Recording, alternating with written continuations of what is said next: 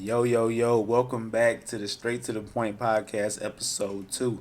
Y'all, episode 2. And before I start any episode, as I'm going to do from here on out, I want to thank God, man. I want to thank God for just waking me up this morning. Every day He wakes me up, He allows me to do what I love to do, right? I love coming up here and talking about sports. Something I love to do all my life is talk about sports. So He allowed me to have this vision to have a podcast, and then He wakes me up every day to allow me to do it. So I want to thank Him for that. And then there's a special shout out that I forgot to mention the other day. So Coach Reggie, Coach Reginald, okay, Reggie, you know who you are, and I want to thank you for just supporting me in everything that I wanted to do. Okay, so I wanted to play football in college at one point, and then what you did was you went out and you did drills with me. You helped me out. You try to do film, try to collect film from me to send to colleges, and you know what? I said, look, this ain't what I want to do no more. I want to be a coach. So then Coach Reggie said, "Okay, cool. I got connections here. I got connections there. I got connections here. Let's see you coach. So I coached the basketball team with him. Let's coach this. Let's see how you do. I'm like, okay, coach. Let's put a stamp on that for right now. I want to do a podcast." So then he said, "Look, do what you want to do," and he actually still supports me, and I appreciate the love and everything. And just he, like I said, he supports me with everything that I want to do, whether it changes or not. He is still there for me, so I appreciate you, Coach Reggie. All right, I want to give a shout out to everybody that watched the first episode, okay, and then subscribed and liked it. Okay, I appreciate y'all for that. I need y'all to do that, and look, put comments in the comment section. Okay, put comments. Right, y'all want to argue with me? I argue back. I ain't scared of y'all. I ain't scared of you. Yeah, okay, sorry. I got my Bernie Mac on right there. But look, put comments in the comment section. Let me know, okay? And I will argue back with you. Ask my friend. My friend's Tyrell. He argued with me on the Instagram page, right? We went back and forth. And it's all love. Ain't no hate. It's all love. So look, you got to comment anything I said you don't agree with, anything that you like that I said, put it in the comments and then like and subscribe. So I want to thank y'all for that. Okay, this train is slowly leaving the station slowly, but once it take off, we going and we ain't stopping. Okay, so please hop aboard right now. Okay, so for today's episode, of course, we're gonna recap what happened last night. Okay, and then we're gonna talk about what's gonna happen this weekend at the end. But after we talk about what happened last night, we're gonna do the rest of my NFL pyramid. Okay, the playoff contenders, the championship contenders, and then the Super Bowl favorites. All right, so last night the Bills did beat the Rams, like I said they would. I told y'all they would. They beat them 31-10. It was bad. It was ugly. Okay, and the thing about Week 1 football is great because it's back. You know, we excited. You know, our emotions get into it. But it's Week 1. I cannot judge the Rams off last night. I just can't do it. That's not a knock to the Bills, but I just cannot do it. The Bills went 0-1 last year, and they were still one of the best teams in the league. Okay, my Steelers went 1-0 last year, and we was an average team in the league. So you can't put so much into Week 1. Okay, you can't judge but so much. So the only thing that I took from yesterday is Josh Allen.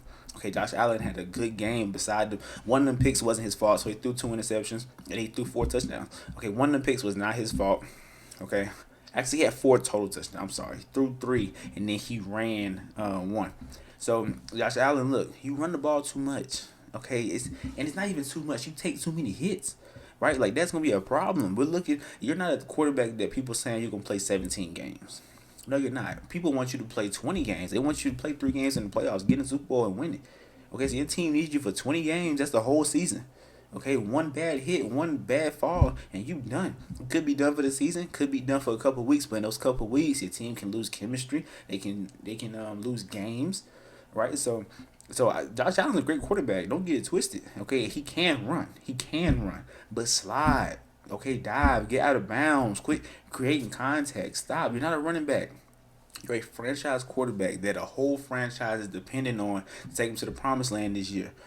Okay, so you need to. So I saw too many hits that he took. Even Chris Collinsworth, the one that the man that was doing the broadcasting last night, even said he's taking a lot of hits, and it's just Week 1. All right, so Josh Allen, just slide. Okay, you're a great quarterback. Y'all can make the Super Bowl. Just slide. Stop taking too many hits. That's the only thing I'm gonna take from yesterday. I'm not gonna overreact with the Rams. I'm not gonna overreact with the Bills. Okay, it was a great Week 1 game because everybody got to see football again. But the only thing I'm gonna take from it is Josh Allen took too many hits. All right, so today we're going to finish the pyramid. Okay, before I get into picks for Sunday and everything like that, and even my predictions for playoffs and stuff like that, we're going to finish the pyramid. Okay, so playoff contenders. First up, my Pittsburgh Steelers. Okay, so you looking at me like, oh my God, this J Best podcast. So of course he gonna say, the Steelers in the playoffs. No, this is fact. This is not me speaking with my heart. This is me speaking with my brain.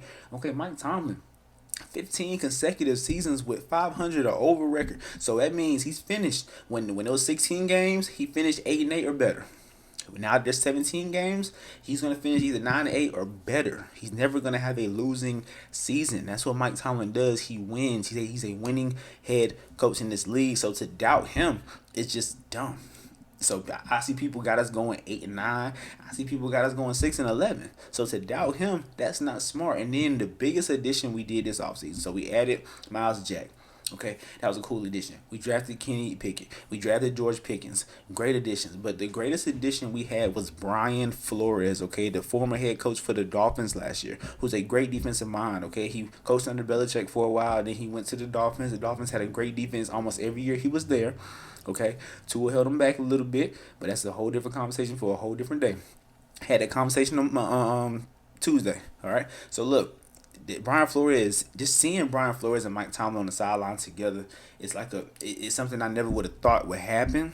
Okay, and not only that, but it gives me, as a Steelers fan, it gives me comfort that my defense is going to be tier 1 this year, having two defensive minds on that side of the ball. Plus, you have T.J. Watt. Then you have Cameron Hayward. Then you have Minka Fitzpatrick. You have Miles Jack, Devin Bush, Alex Highsmith. The defense is stacked, and they have two great coaches that will lead it. And then offensively, Mitch Trubisky went to the playoffs twice in Chicago.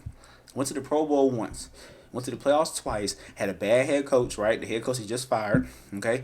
Didn't have as many weapons as we have now. Okay, so he has Mike Tomlin now, right? Now he has weapons. Okay, George Pickens, Deontay Johnson, Chase Claypool, Najee Harris, Pat Freiermuth. He has weapons. Okay, the O-line not that great, but now they're blocking for a mobile quarterback. So Mitch can run, Kenny can run, Ben couldn't run. So our O-line did so bad last year because you had to create a perfect pocket because Ben couldn't move. So I think the O-line will benefit from the fact that Mitch can scramble, Kenny Pickett can scramble. I do think Kenny will start eventually, but if Mitch taking care of business, don't take him out. Okay, so that's my playoff contender number 1. Playoff contender number 2. Now, it's not ranked in order, nothing like that, but my second team on the list is the Baltimore Ravens. Okay, I'm not a Lamar Jackson fan. Like, almost everybody that knows me know I do not support Lamar Jackson. Okay, and then people want to look at me and say, you don't like black quarterbacks. I'm black. So why wouldn't I like black quarterbacks? Come on now. I was the biggest Cam Newton fan alive when Cam Newton played. I was a big Deshaun Watson fan before, he got into trouble or whatever. But Lamar is not Cam or Deshaun. Okay, Lamar strictly, I'm not going to say he can't throw, but he's not a throwing quarterback. Okay, he's not even a average throwing quarterback in my opinion. I think he's a little below average. His consistency is off. Okay, he's a great runner. He's a great athlete. Probably the best athlete in the league. Maybe a top 5 running back in this league. I'm not disputing that. Okay, I'm not disputing that. NFL, what the NFL does is sometimes they're going to pick and choose who they want to look great. So when Lamar Jackson won MVP that year, it was strictly because of his running ability. Okay, don't act like we was looking at the passes. We was watching him run the ball. And then NFL said this past offseason, they said Lamar Jackson is the first player to throw 5,000 yards and run for 2,500 yards in the first 3 seasons. 2,500 rushing yards in the first 3 seasons as a quarterback, that's perfect. That's great. We never seen that before. But 5,000 yards in the first 3 seasons? Come on now. That's a little misleading. You know why? Because Cam Newton, in his first 3 years, he had 11,000 yards. Okay?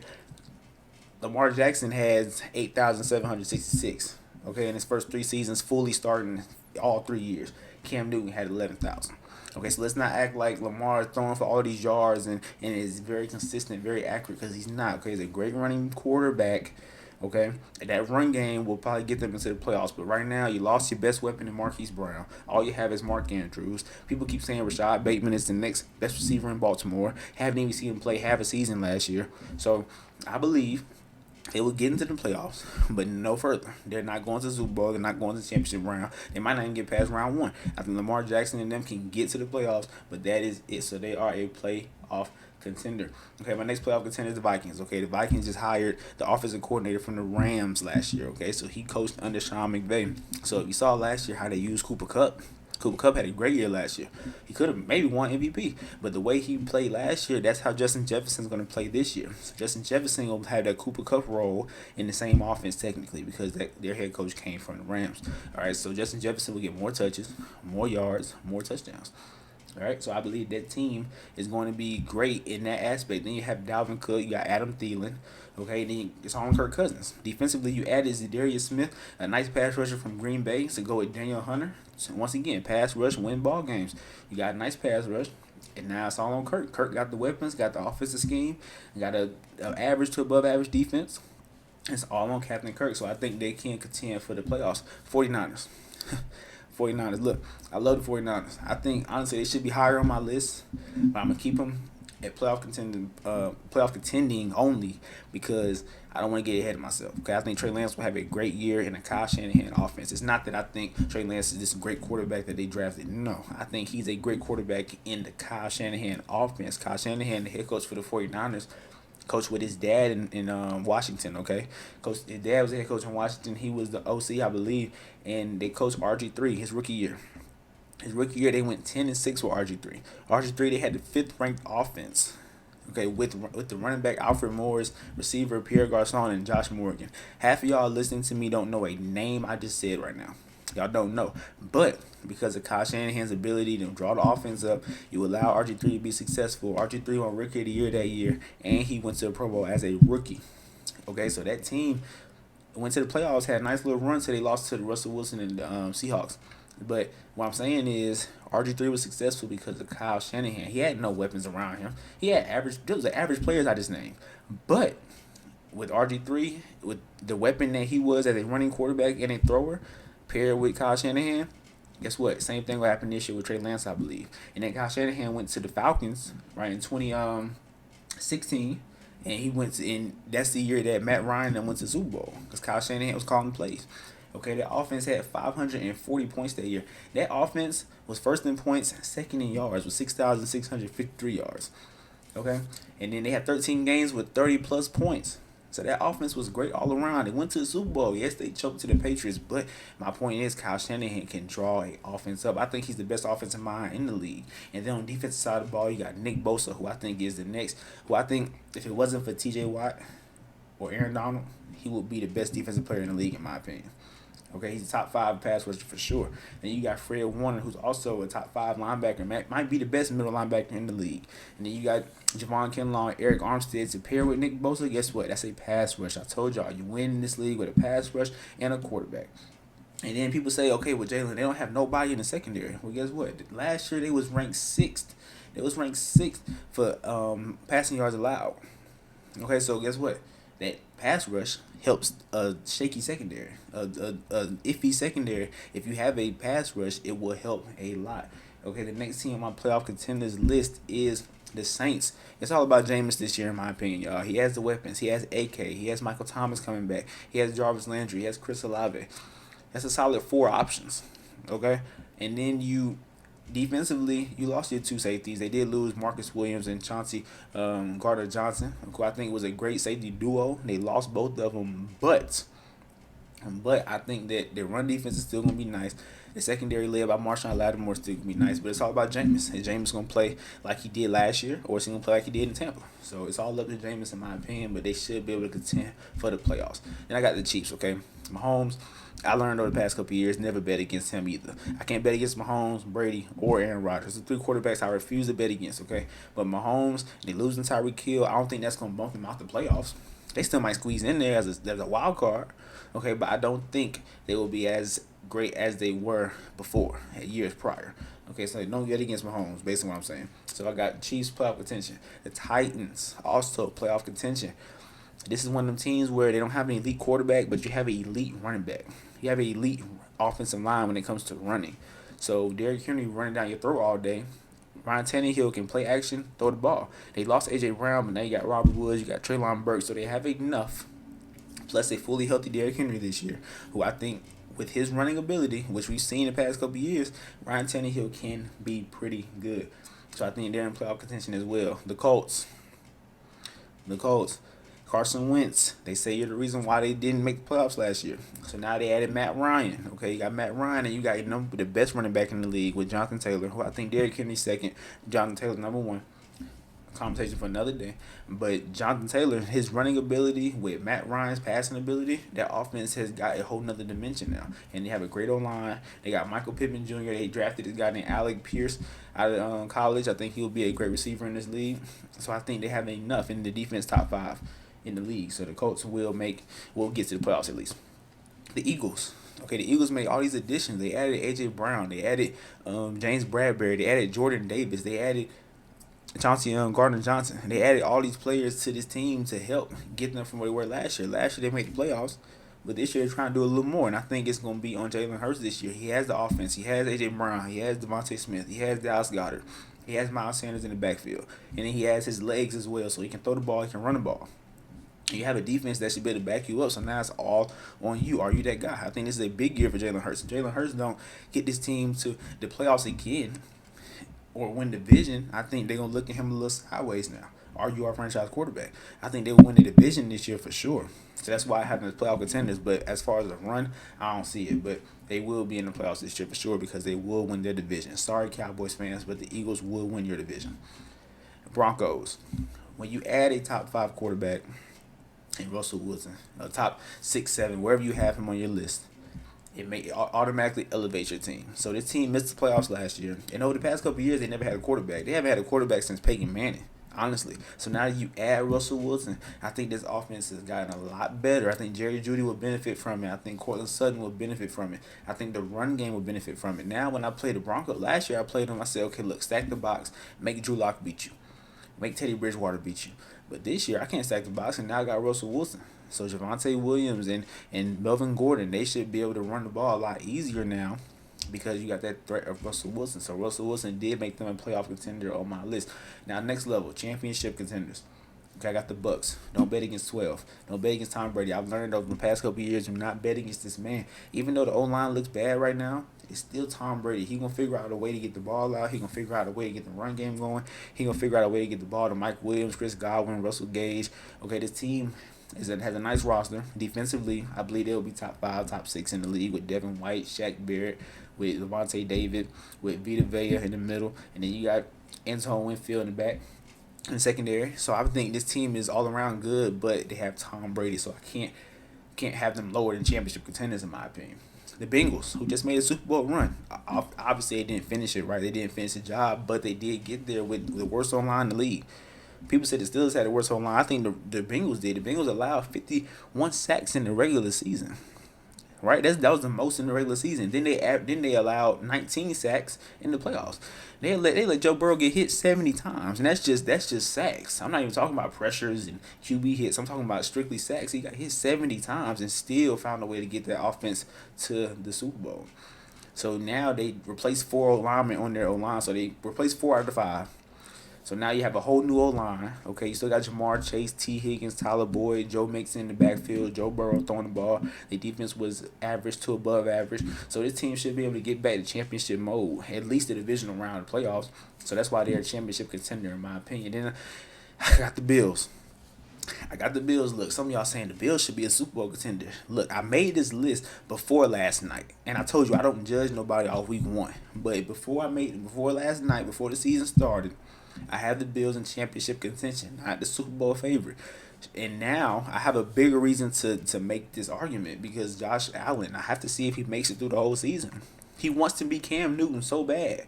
No, you have an arm. Cam Newton had an arm, but he didn't have a Josh Allen arm. No, look at Mahomes.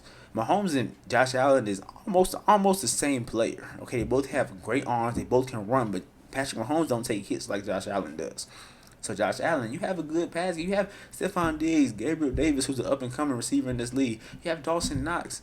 You have James Cook, a receiving running back out the backfield. You have Devin Singletary, who can also catch out the backfield. You have a nice offense, a good old line, a great defense. Stop taking hits. That's all I got to say. I think that will depending on how he gets there, right? Depending on if he can get there. I'm sorry. It's going to determine if they get in Super Bowl or not. So we got to see if he can stay healthy through the whole year, in my opinion. And then I got the Raiders. Some of y'all looking at me like the Raiders they best. Yes, the Raiders. Okay, the Raiders just added Devontae Adams. They just added Chandler Jones. Their defense is bad. Don't get it twisted, right? But they had Max Crosby, who was single-handedly created pressure last year. Now you add Chandler Jones, who wasn't that great in Arizona, but when you put an average to above average pass rusher beside an elite pass rusher, it makes the whole D line just changes. So now you're gonna get pass rushing from both sides. Okay, it's gonna make it easier on Chandler Jones. So now I'm looking at two people that can make plays, can create pressure, cause sacks, cause tip balls, cause help the secondary out.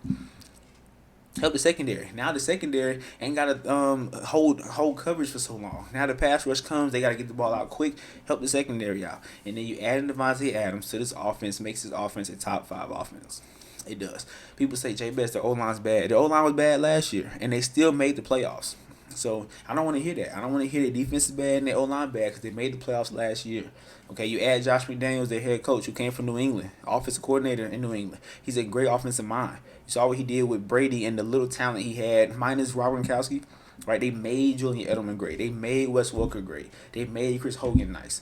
Okay, all these receivers are people you probably would have known they did not play for the Patriots. So Josh McDaniels being able to coach Derek Carr, who has Devontae Adams, Darren Waller, and Hunter Renfrow at receiver, that's dangerous. I think that offense can get them to the championship contention. Okay, Chargers last year had a great roster, but they couldn't get the job done. They actually lost the last game. Whoa, they lost the last game of the season to the Raiders, who I just said is gonna be championship contender this year.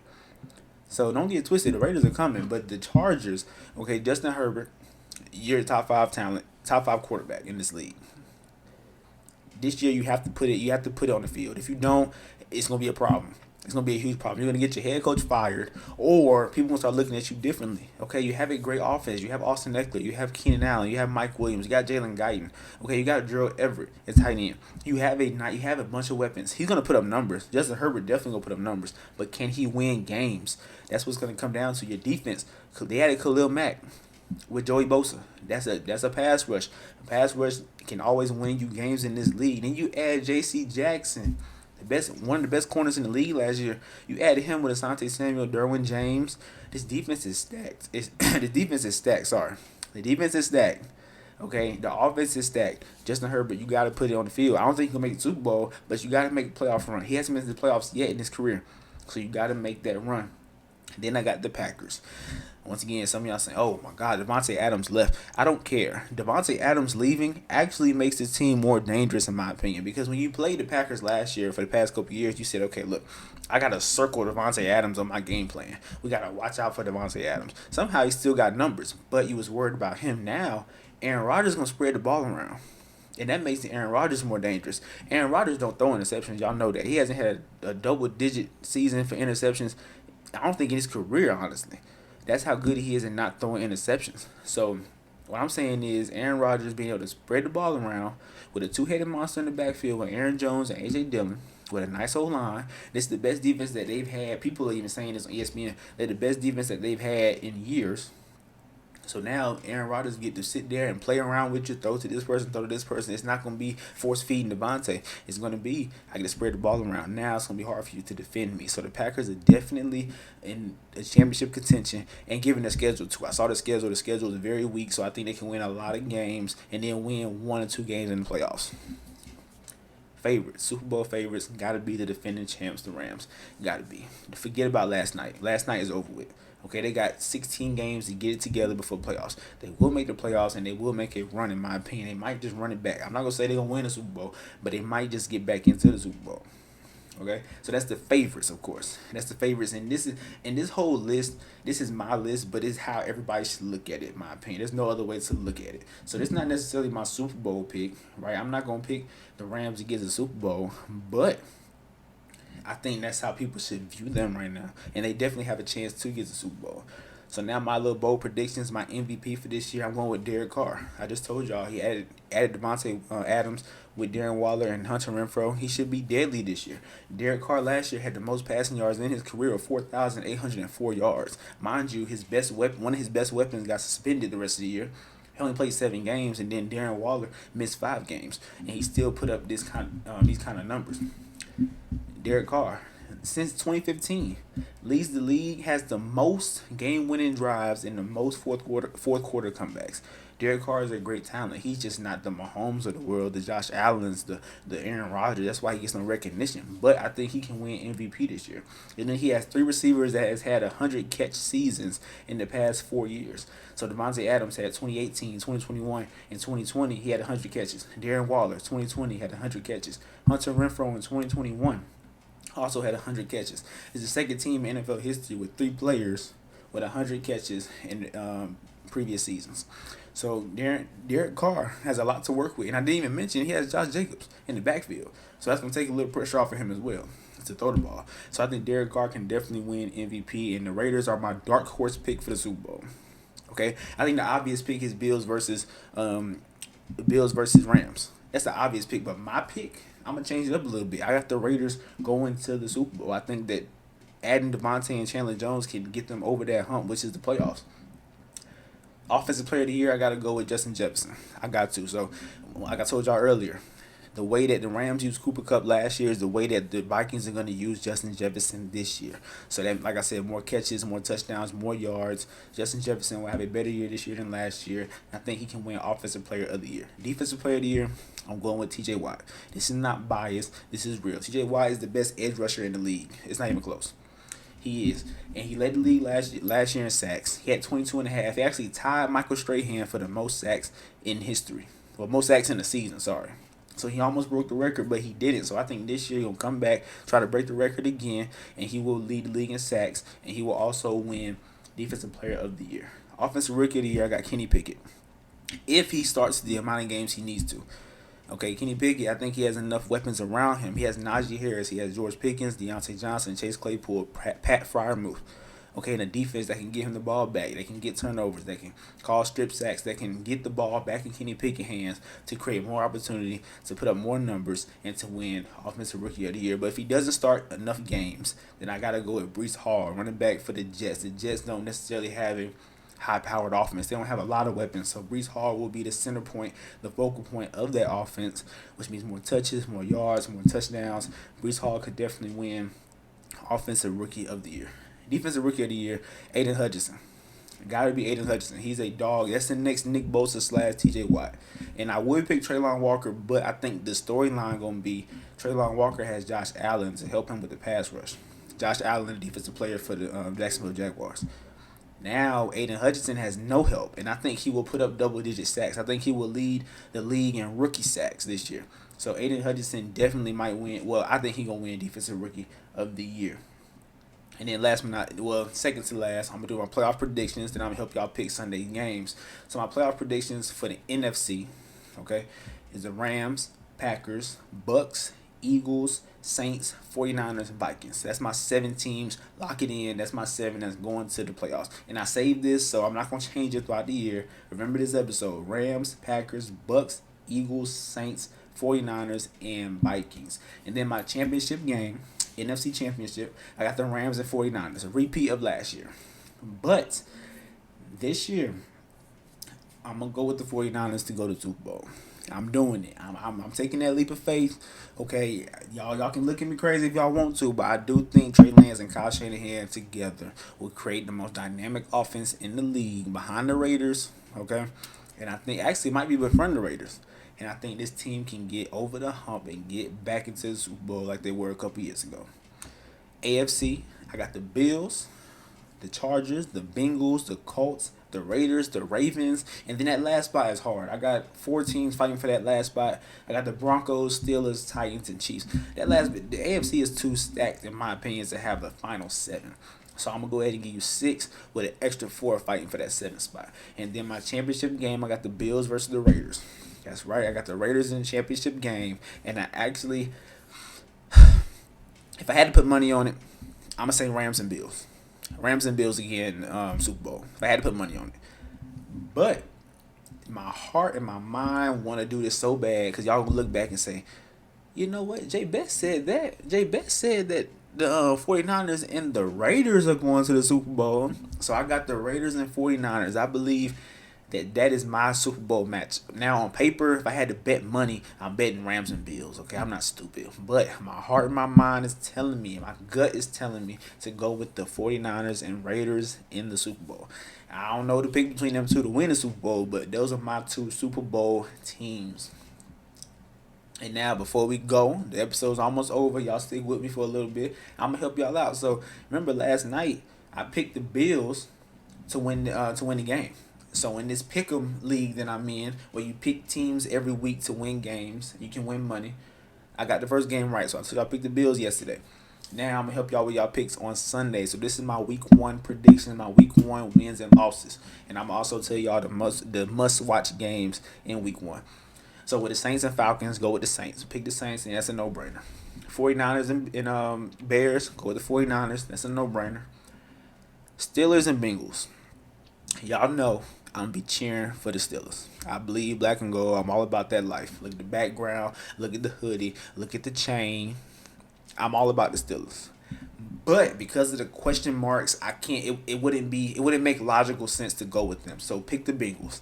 Pick the Bengals that you're betting on. That's the safest way to go. Can we win the game? Yes, we can. I'm not guaranteeing a win or a loss, but I think with prior knowledge heading to this season, I think the best way to go is with the Bengals. So go ahead and go with the Bengals. And this is showing y'all that I'm not biased.